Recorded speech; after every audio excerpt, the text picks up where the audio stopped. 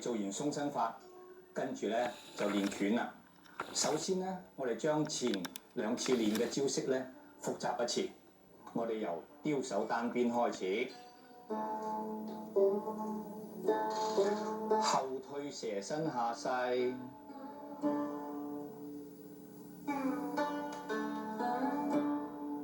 左金雞獨立，左高探馬，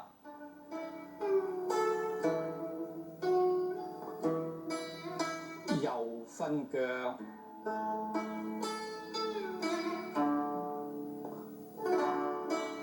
前進蛇身下勢，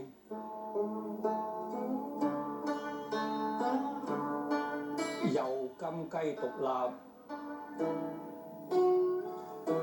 右高探馬，左分腳，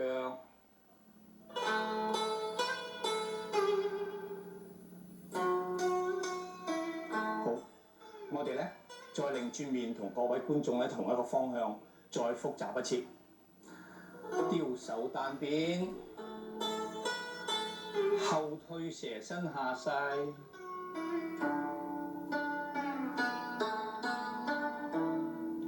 左金雞獨立，左高探馬，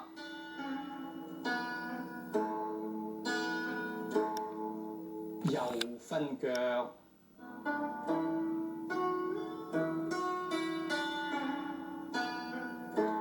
前進蛇身下勢，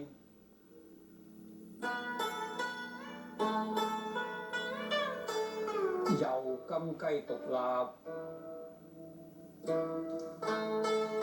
右高探馬，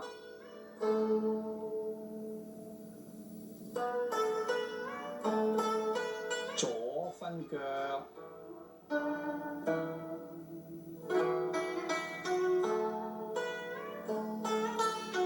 好，我哋咧複習完啦。咁今日為大家講嘅咧就係第28式左蹬腳同埋29式左雙風貫耳。大家咧先睇我做一次先。我哋咧由呢個左分腳開始，左分腳收，轉身，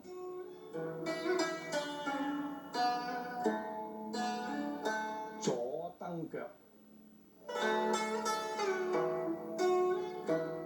左雙風貫耳。咁我首先咧講解下呢2個步咧嘅步法先。先講講呢個左蹬腳。左蹬腳咧，我哋係由分腳做完咗開始嘅，之後咧個腳收掉落嚟，轉身將隻腳尖咧轉過嚟，跟住咧重心過嚟腳尖度，呢個右腳踭做支點轉到個面咧向正呢一邊，跟住咧遞起左膝，用腳踭硬出，咁呢叫做左蹬腳。蹬腳嘅意思咧，個力點就係響腳踭度，用個腳踭咧硬出，咁呢個咧就係左蹬腳。我再做一次呢個步法。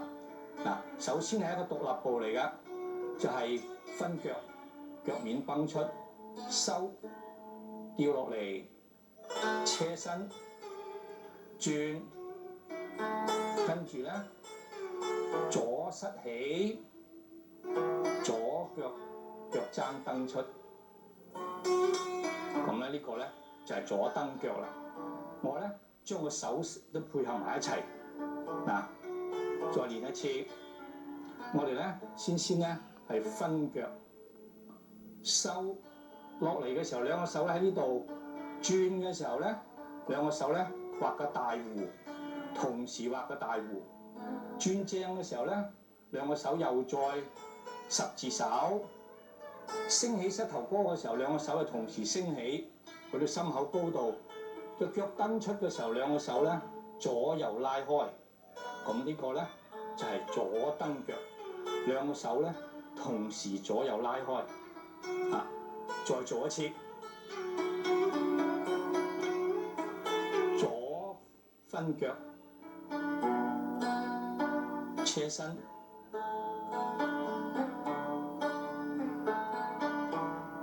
左蹬腳。咁呢個蹬腳咧有兩樣要留意嘅，就係咧盡量咧要保持呢個穩定同平衡。但係對啲初學嘅朋友嚟講咧，較為困難啲嘅喺邊度咧？就係咧響個車身嗰度。咁嘅時候可以咧，我哋可以先做一做呢個方法先，就係分腳之後咧，收腳落嚟嘅時候咧，我哋腳尖咧掂一掂地先，穩定咗啦，咁先至轉身。轉身咧，當我哋升起嘅時候咧，唔係人人都可以蹬得咁高嘅。咁我哋咧暫時唔好蹬咁高字，我哋咧升起個膝頭哥咁樣蹬出去，盡量咧將隻腳蹬直，但係咧唔係一定要將佢蹬到咁高先，低啲。咁我哋練習多啲啦，個腿力強啲啦，咁先至慢慢一步一步咧提升。咁咧最要留意一樣嘢就乜嘢咧？就要避免咧唔好咧車身嘅時候咧向後昂咁樣樣，咁咧就會容易跌倒啦。同埋咧，當我哋蹬腳嘅時候咧，要盡量保持身體中正，唔好咧為咗蹬出去咧個身體向後昂咁樣樣，咁咧就容易跌或者咧好難保持個平衡。我哋情願咧開始咧蹬嘅時候咧低啲，咁咧容易啲保持個平衡。呢個要留意嘅。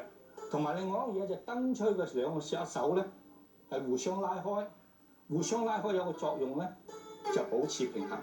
但係我拉開嘅時候咧唔好咧咁樣，盡量咁樣咧就過分啦。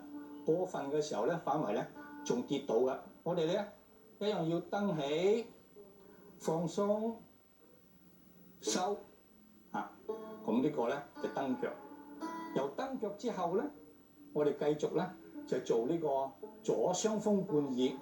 左雙風貫耳嘅步伐係點咧？我哋蹬腳之後咧，收、轉、開步，成一個弓步。開步落步嘅時候咧，腳踭先落地，重心咧向後蹬向前邊，成一個弓步，向住一個斜角。我咧再做一次，先蹬腳咧又係一個獨立步嚟嘅。蹬出、收、轉、開步，成弓步。配合埋個手勢啦。呢度咧左蹬腳，收、開步，雙風貫耳。咁配合埋個手勢。咁呢個雙風貫耳咧，兩個手咧，當我哋落咗步之後咧，由個腰位咧慢慢隨順住個重心咧向前移嘅時候咧，打出。顧名思義咧，雙風貫耳咧就係襲擊呢個耳嘅部分嘅。咁我哋咧隻手咧升到幾高咧，就自己耳仔嘅高度就夠啦。眼望前邊，要留意嘅就乜嘢咧？就唔好聳肩。我哋要沉肩垂爪，將呢個膊頭咧沉落嚟。呢個袖咧，呢個爪咧，個踭咧向下垂，唔好咧打成咁樣，咁咧就聳咗肩啦。同埋咧個身咧就向前俯咗啦。我哋要依然保持身體中正。呢個就雙風貫耳，沉肩垂爪。我哋咧將呢兩個動作咧一齊嚟練習一下。我哋由左分腳開始，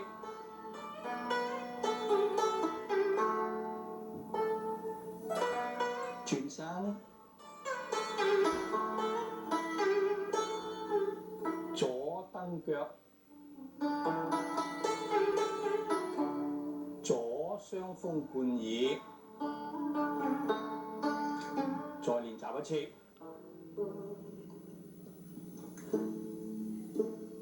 左分腳，轉身，左蹬腳，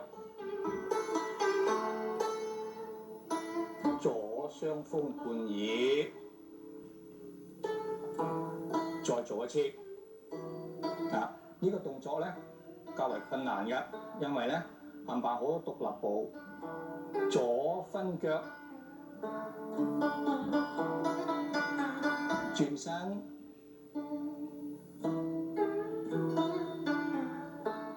左蹬腳，左雙風貫耳。我哋咧同各位觀眾喺同一個方向咧，再練習一次。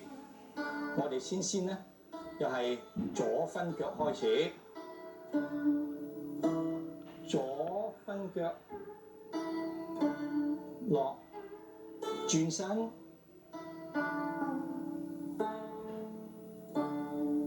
左蹬腳，左雙風貫耳。再做一次，